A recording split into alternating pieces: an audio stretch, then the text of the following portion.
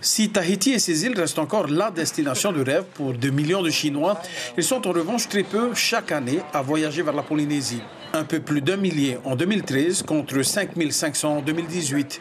Une augmentation non négligeable selon le représentant de Tahiti Tourisme à Shanghai. Tahiti et ses îles restent une destination de rêve très attractive pour les Chinois. Le touriste chinois aime les hôtels de luxe, la vie privée et aime découvrir les richesses de la culture.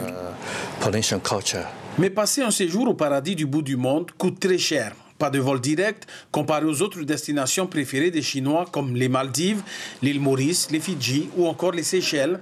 À côté de cela s'ajoute le problème de visa ou encore le manque de chambres d'hôtel.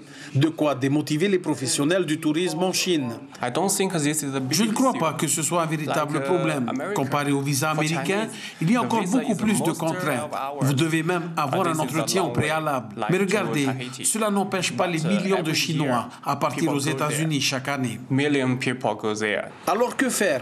Depuis des années, les tours opérateurs se focalisent principalement sur le tourisme haut de gamme. Nous nous focalisons principalement sur les touristes chinois qui ont déjà voyagé vers d'autres destinations et qui cherchent à découvrir une nouvelle culture. Et nous axons aussi nos promotions sur la notion du mana. Tahiti et ses îles ne bénéficient du programme d'exemption de visa que pour les groupes et ce uniquement depuis 2015. Si la politique d'exemption de visa était étendue aux visiteurs FIT ou voyageurs individuels, le nombre de visiteurs chinois pourrait doubler. Tahiti est une nouvelle destination. Je n'ai jamais entendu parler de Tahiti jusqu'au jour où l'on m'a parlé de cette destination de rêve. Je me suis aussi documenté et aujourd'hui je connais beaucoup de choses sur Tahiti et ses îles, les hôtels, ses plages. Et cela me donne vraiment envie d'y aller. Si les États-Unis attirent autant de touristes de par sa notoriété, Tahiti attirera autant de monde si seulement elle était connue ici en Chine.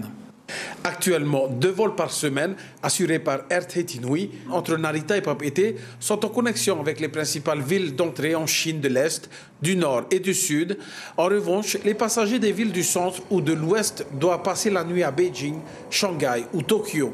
Très peu de passagers chinois choisissent de faire de l'escale en Nouvelle-Zélande car un visa de transit est nécessaire, ce qui veut dire qu'ils doivent faire 2 demandes de visa pour visiter Tahiti et ses îles. L'information en continu sur Polynésie la première, Internet et réseaux sociaux.